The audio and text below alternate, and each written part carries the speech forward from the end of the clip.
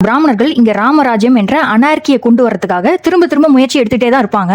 பிராமணர்களுடைய அடுத்த சதி special intensive revision, வாக்காளர் பட்டியல் திருத்தம். இந்த எஸ்ஐஆர் அப்படின்ற செயல் திட்டத்தை கேள்விப்பட்ட உடனேயே கமல்ஹாசனுடைய விக்ரம் பட கிளைமேக்ஸ்ல ரோலெக்ஸ் வந்து ரோலெக்ஸ் கூப்பிடாத சார்ன்னு கூப்பிடு, yes sir no sir, yes sir நோ சார்னு கூப்பிடுன்னு சொல்ற வசனம் தான் எனக்கு ஞாபகம் வந்துச்சு. இந்த சீன்ல கண்டிப்பா கமல்ஹாசன் ஏதோ ஒரு உள்குத்து வச்சிருக்கிறதா இந்த படத்தை பார்த்ததுல இருந்தே எனக்கு தோணிட்டே இருந்துச்சு. எப்ப இந்த இந்திய அரசு ஸ்பெஷல் இன்டென்சிவ் ரிவிஷன் சார்னு அறிவிச்சாங்களோ அப்பவே எனக்கு இதுல இருக்கிற பிராமண சதி புரிஞ்சிடுச்சு. என்னன்னா, வாக்காளர் பட்டியல் திருத்தம்ன்ற பேர்ல பல பேரோட பேரை நீக்கிருப்பாங்க. அதுல தகுதியான வாக்காளர்களுடைய பெயரும் நீக்கப்பட்டிருக்கலாம். ஆனா அதனுடைய உண்மையான எண்ணிக்கை எவ்வளவு நமக்கு தெரியாது. பல்லாயிரக்கணக்கான வாக்காளர்களுடைய பெயர் நீக்கப்பட்டிருக்கலாம். தமிழ்நாட்டுல தேர்தல் வேற வருது. அதனால இதை ஒரு சாக்கா வச்சு மக்களை போராட தூண்டுறதுக்கு அவங்க பயன்படுத்துவாங்க அப்படின்னு எனக்கு தோணுது.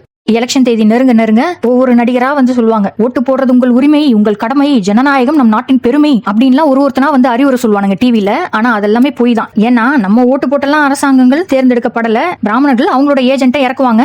அதுல எந்த ஏஜென்ட்னு வேணா நீங்க தேர்ந்தெடுக்கலாமே தவிர இங்க யாருமே தலைவருக்கான தகுதி உடையவங்களா இல்லன்றதுதான் யதார்த்தம். எலெக்ஷன் நெருங்க இந்த நடிகர்கள் எல்லாம் வந்து டிவில பேசுவாங்க. எப்படின்னா, கமல்ஹாசன் வந்து பேசுவார், எலெக்ஷன் நாள் அன்னைக்கு வீட்டுல சோம்பேறித்தனமா உட்காராதீங்க, ஓட்டு போடுறது உங்கள் கடமை, இந்த கடமையை கூட செய்யலன்னா நீங்க எல்லாம் என்ன குடிமகன் அப்படின்லாம் அந்த சகுனி கேள்வி கேட்பான். இந்த பணநாயக சிஸ்டத்துல பிராமண கூட்டம் நம்மளுக்கு கொடுக்குற ஆப்ஷன்ஸை பாருங்க. ஆப்ஷன் 1 சினிமாக்கார பொம்பளை பொறுக்கி, ஆப்ஷன் 2 சினிமாக்கார பொம்பளை பொறுக்கி, ஆப்ஷன் 3 சினிமாக்கார பொம்பளை பொறுக்கி. உண்மையிலேயே இந்த சிஸ்டம் ஒரு பித்தலாட்டம் அப்படின்னு புரிஞ்சவங்க கண்டிப்பா ஓட்டு போட மாட்டாங்க. ஓட்டு போட தேவையில்லை. நம்ம போடுற ஓட்டு உண்மையில நம்ம அவங்களுக்கு கொடுக்குற அனுமதி. பிராமண கூட்டம் ஆள்றதுக்கு நம்ம கொடுக்குற அனுமதி தான் அந்த ஓட்டு. அவன் என்ன சொல்றான், 4 ஏஜென்ட்டை நான் இறக்குறேன், அதுல உனக்கு பிடிச்ச ஏஜென்ட்டை நீ வந்து தேர்ந்தெடுத்துக்கோ, அவனுக்கு ஓட்டு போடு அப்படின்றான். ஆனா 4 பேருமே அவங்க ஆள் தான். நம்ம கொடுக்கறது வந்து வெறும் அனுமதி மட்டும் தான். அதாவது இந்த ஏஜென்ட் என்ன ஆளட்டும், அந்த ஏஜென்ட் என்ன ஆளட்டும்னு ஒவ்வொரு சிட்டிசனும் கொடுக்கற அனுமதி, கன்சென்ட் தான் அந்த ஓட்டு. நம்மளுடைய அனுமதியை பெற்றுதான் அவன் ஆட்சியில இருக்கான், இந்தியால ஆளும் வர்க்கமா இருக்கான். எப்படி உலக அளவுல சதிகளை பண்ணும் போது நம்மளுடைய சப்கான்சியஸ்ல ப்ரோக்ராமிங் பண்ணி சம்மதம் வாங்கி தானே அவன் அந்த திட்டத்தை நிறைவேற்றுறான், அதே மாதிரி மறைமுகமா இந்தியால ஆட்சியில இருக்கணும்ன்றதுக்காக பிராமண கூட்டம் வாங்குற அனுமதி தான் உங்க ஓட்டு, நம்ம ஓட்டு. அந்த அனுமதியை அவங்களுக்கு நம்ம கொடுக்க கூடாது.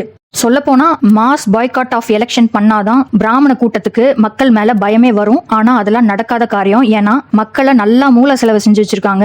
மக்கள்ல பல பேர் ஒரு கட்சி இல்லனாலும் இன்னொரு கட்சிக்கு ஓட்டு போடுவோன்னு போய் ஓட்டு போடுவாங்க. அவங்கள நம்ம தடுக்க முடியாது. ஆனா நம்மள மாதிரி விழிப்புணர்வு அடைந்தவங்க, பிராமண சதிகார கும்பலை பத்தி தெரிஞ்சவங்க தேர்தல்ன்ற இந்த நாடகத்துல கலந்துக்க கூடாது அப்படின்றதுதான் என்னுடைய கருத்து. நம்ம அவங்களுக்கு அனுமதி கொடுக்க கூடாது. இந்த தேர்தல்ன்றதே ஒரு பெரிய டிராமா, பிராமணர்களுடைய ஒரு மிகப்பெரிய நாடகம். அதுல நாம கலந்து கொள்ள கூடாது.